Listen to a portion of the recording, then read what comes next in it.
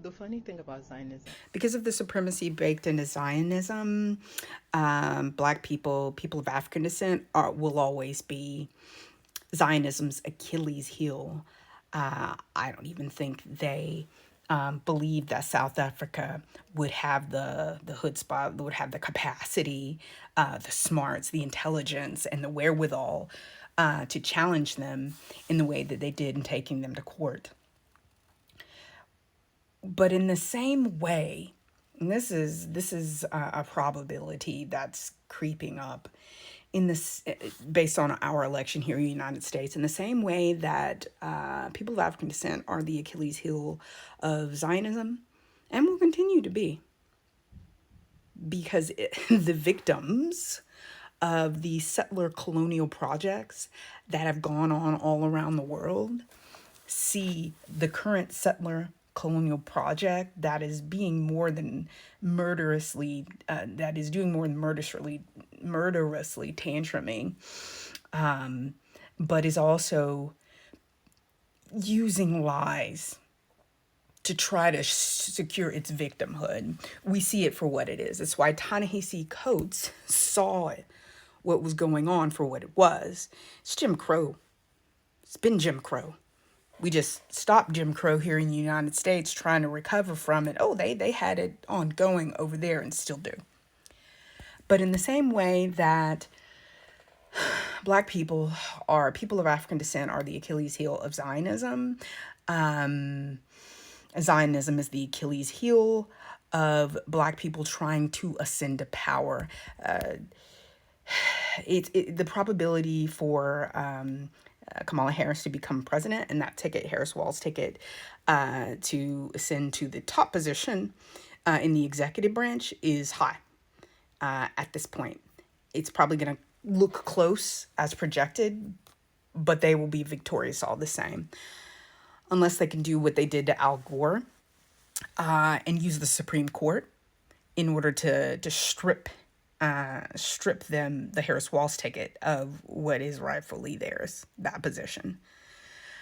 But I'll go back to my original, no, my secondary point, which is, if she becomes president, Zionism will be her Achilles heel. She must seek peace immediately. Same way we jumped out of Afghanistan. I'm not making a comment on how right that was, because that was horrific. The same way we left Afghanistan is the same way we need to leave this current settler colonial project alone. They want to exist, then those who have money and affluence and power, they need to pay for it. They need to go do whatever they got to do whatever they think is their God-given right. They need to pay for it.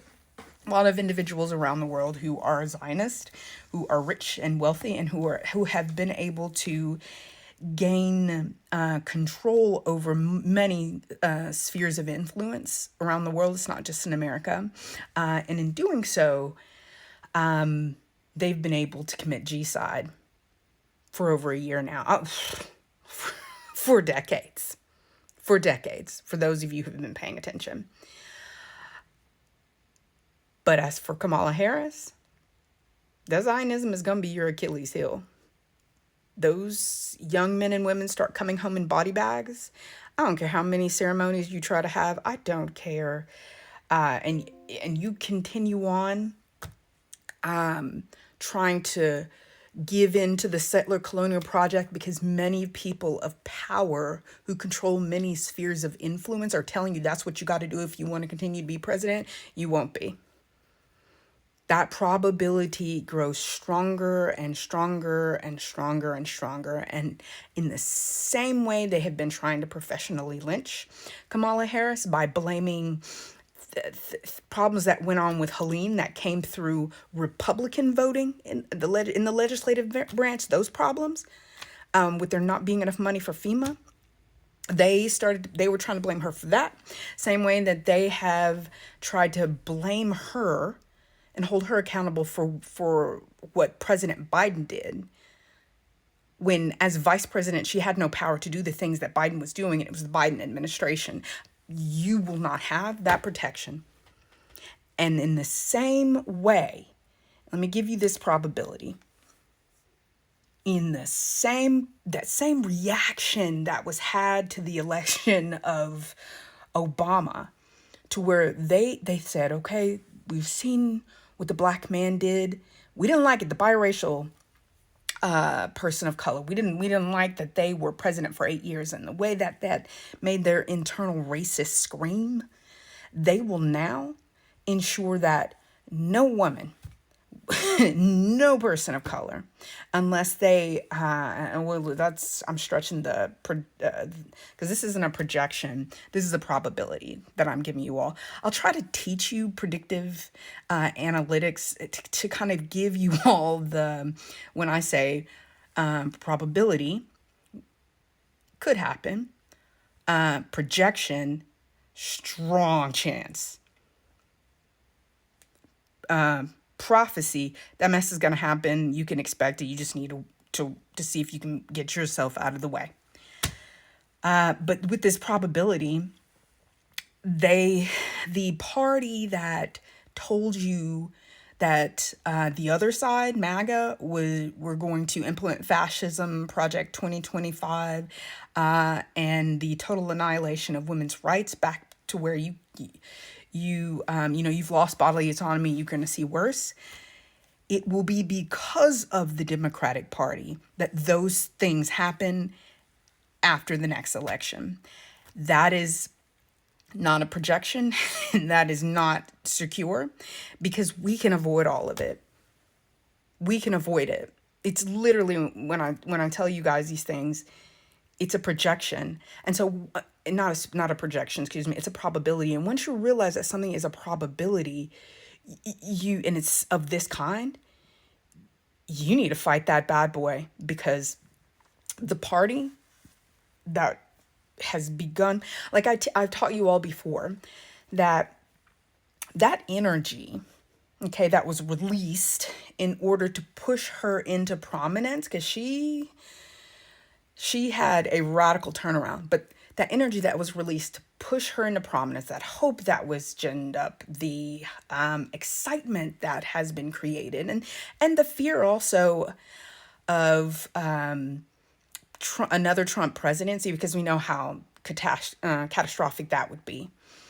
That energy can create a sinkhole. You need to see it just like a sinkhole that suddenly opens up if you do not seek peace. It's that simple.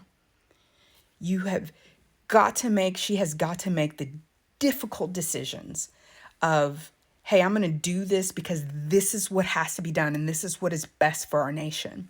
Kind of like what Biden did. He only got 4 years. Same thing with Jimmy Carter did when he spoke out against that settler colonial project, and they ensured that that's a long discussion.